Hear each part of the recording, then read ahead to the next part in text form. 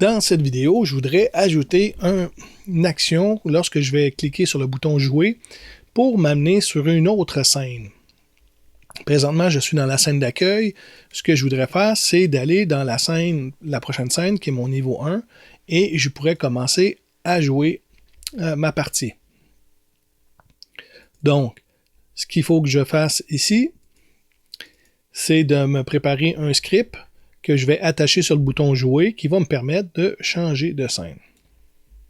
Donc, premièrement, j'ai déjà un script qui s'appelle Game Manager sur lequel je vais aller inscrire ma nouvelle méthode pour pouvoir l'insérer sur mon bouton « Jouer ». J'ai ici, c'était mon Game Manager, on avait déjà quelques méthodes. J'avais fait la méthode « Quitter application », valider le nom du joueur. Pour donner un exemple, comment récupérer le nom d'un input field, le texte d'un input field. Simplement, ce que je vais faire ici, c'est me faire une nouvelle méthode publique parce que je veux que cette méthode-là soit appelée en dehors de ma classe Game Manager. Je vais faire void parce qu'elle ne retourne rien. Et la méthode, je vais l'appeler début partie.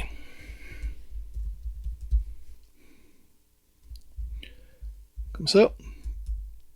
Et je vais ici mettre le code pour changer de scène. Un peu comme quand on avait fait pour les éléments d'interface utilisateur, j'avais utilisé le namespace Unity Engine. Je vais ici aussi utiliser un autre namespace using Unity Engine.scene management.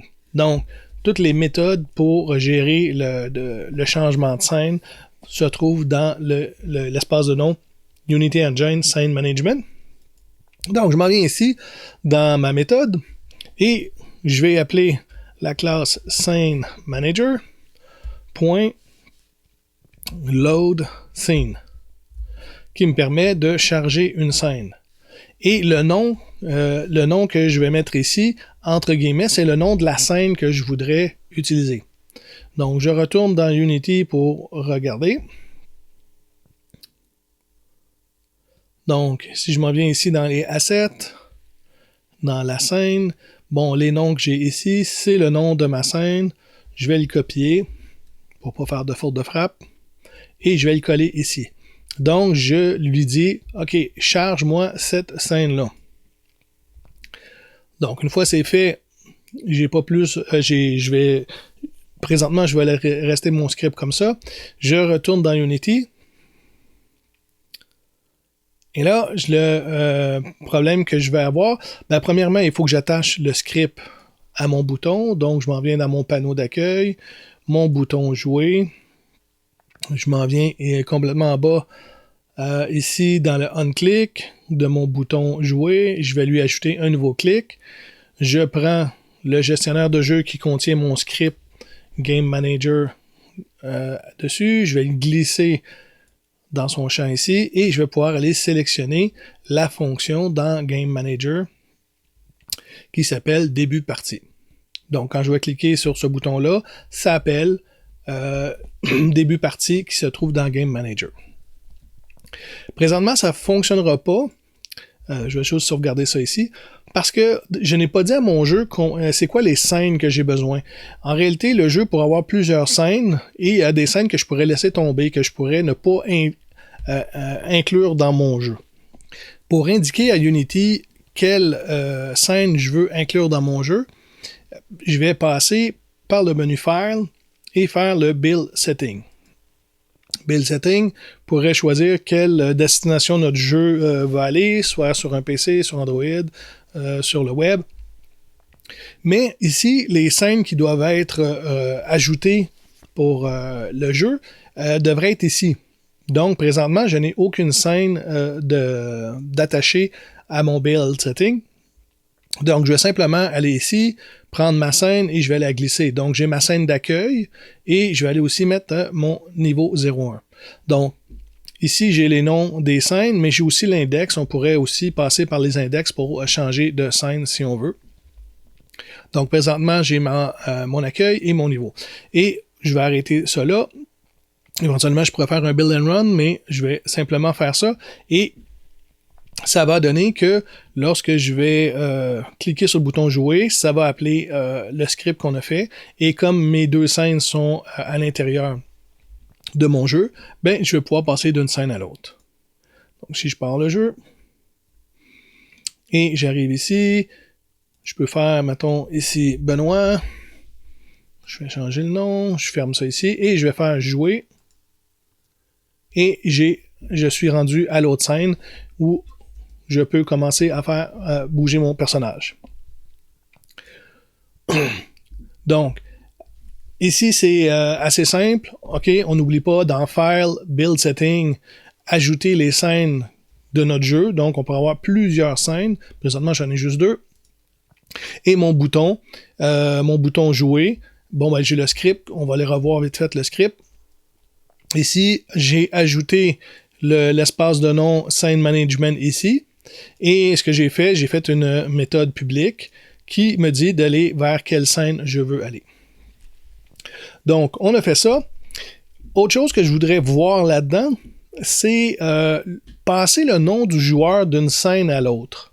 Parce que présentement, ce nom de joueur-là, il est dans Game Management, mais il est juste sur la scène. Game Management n'existe pas sur mon niveau 1 ici. Donc, je n'ai pas ici de Game Management.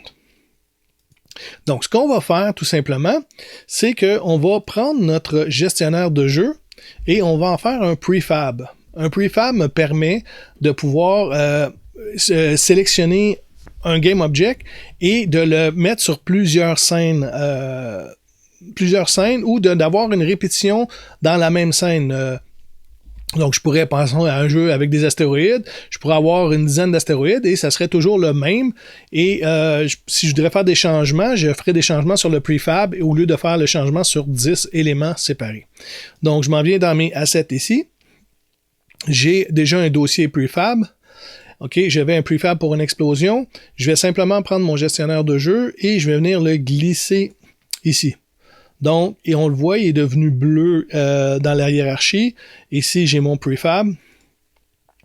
Donc, j'ai mon prefab comme ça. Je peux sauvegarder.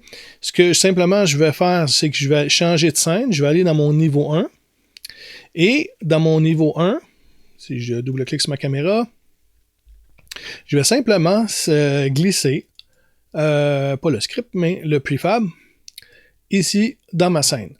Donc, quand je vais aller vouloir modifier le gestionnaire de jeu, présentement, je n'ai pas besoin de le modifier, je vais aller modifier le script plus, mais si j'avais besoin, j'ai simplement à cliquer sur la flèche, ça me rentre dans l'éditeur de gestionnaire de jeu, présentement, il n'y a pas d'image, mais après ça, je peux revenir, et ce qui va arriver, c'est que toutes mes scènes vont être modifiées lorsque je modifie le prefab de cette façon-là. Mais présentement, je n'ai pas besoin de faire ça, je veux simplement utiliser le prefab pour passer d'une scène à l'autre et garder le nom, mettons, du joueur pour venir l'afficher dans cette interface-là ici.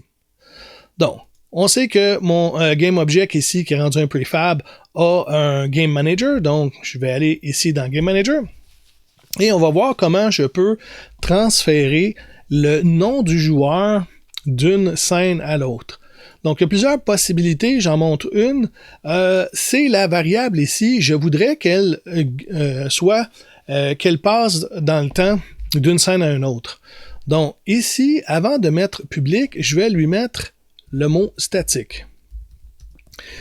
Le mot statique me permet d'avoir une variable qui va être gardée dans le temps, comme le game-object va être mis dans une scène à une autre, et je vais pouvoir référencer ce nom-là d'une façon des fois un peu plus spéciale avec la classe, mais comme ici je suis directement dans la classe, je vais pouvoir prendre directement le nom du joueur.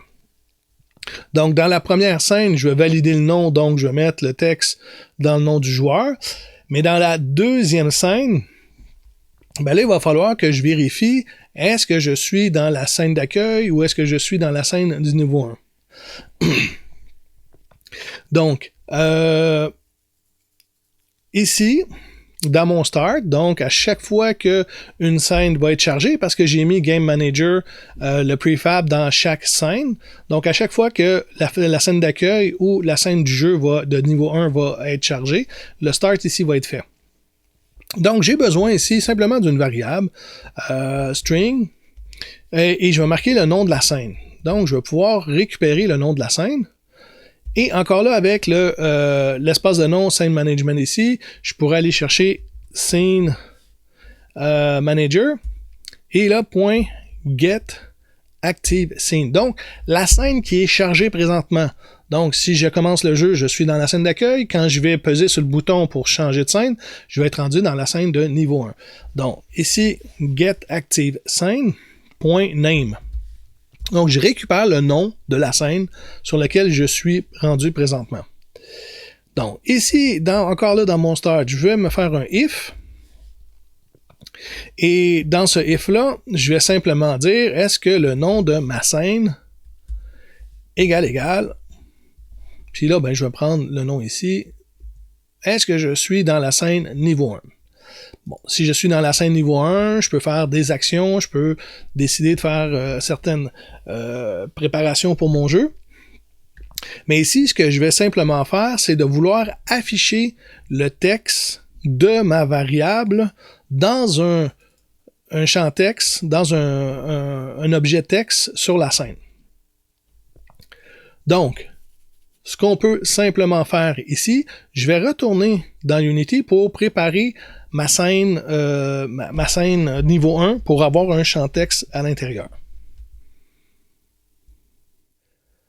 Donc, j'ai ma scène ici. En réalité, je voudrais peut-être afficher juste le nom ici, le nom du joueur en haut complètement. Donc, pour faire ça, j'ai pas éventuellement de canevas ici. Donc, première chose à faire, on va se créer un nouveau canevas. Je m'en viens dans UI, canevas.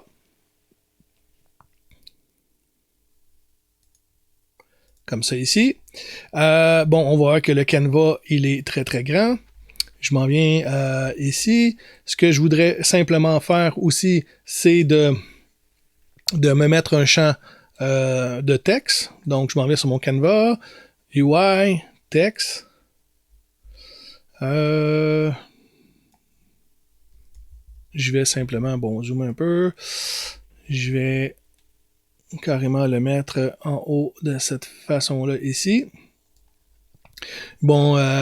Ici, ce serait non-joueur. OK, que je vais mettre.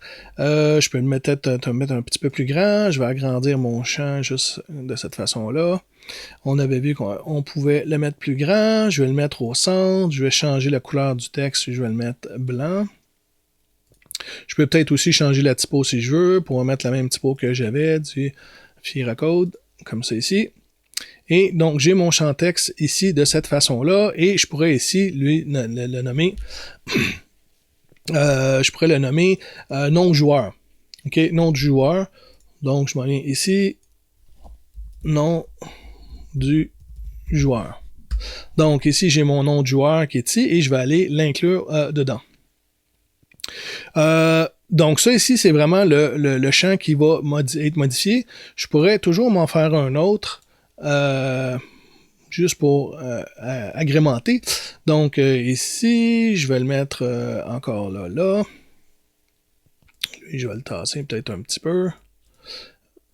OK. Donc, lui, je vais l'appeler étiquette. Étiquette. Non joueur. Et ici, je vais simplement dire nom du joueur, comme ça ici, 2 points. Encore une fois, je vais changer la couleur. Je vais le mettre blanc.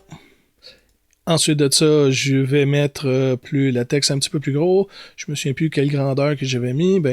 On va peut-être le grossir encore un petit peu. On va peut-être le mettre facilement en 40, peut-être. Comme ça ici. Le nom du joueur aussi, je vais peut-être le mettre en 40. Comme ça. Peut-être pas assez large. Donc, le nom du joueur, l'étiquette, je vais aussi le centrer à la verticale. Donc, de cette façon-là, je vais rapetisser ça. Et je place mon nom de joueur ici. Donc, j'ai mon canevas. Je sais que j'ai un objet, un game object qui s'appelle nom du joueur. Je vais d'ailleurs le copier pour le ramener dans mon script. Et simplement, ce que je vais faire ici, je vais simplement lui mettre comme quoi que je cherche un game object et que je veux chercher un find ici, un game object qui s'appelle nom du joueur. Et ce nom du joueur-là, je vais faire le get component ici avec text, texte comme ça ici. Et point text. Donc, ce que j'ai fait, c'est que je cherche un game object qui s'appelle nom du joueur. Je vais chercher sa composante, il manque un point ici, sa composante texte. Et quand j'ai la composante texte, il y a la propriété texte dans laquelle je veux aller mettre le nom de mon joueur. Donc, ce qu'on a fait tout simplement ici, c'est qu'on a récupéré le nom de la scène.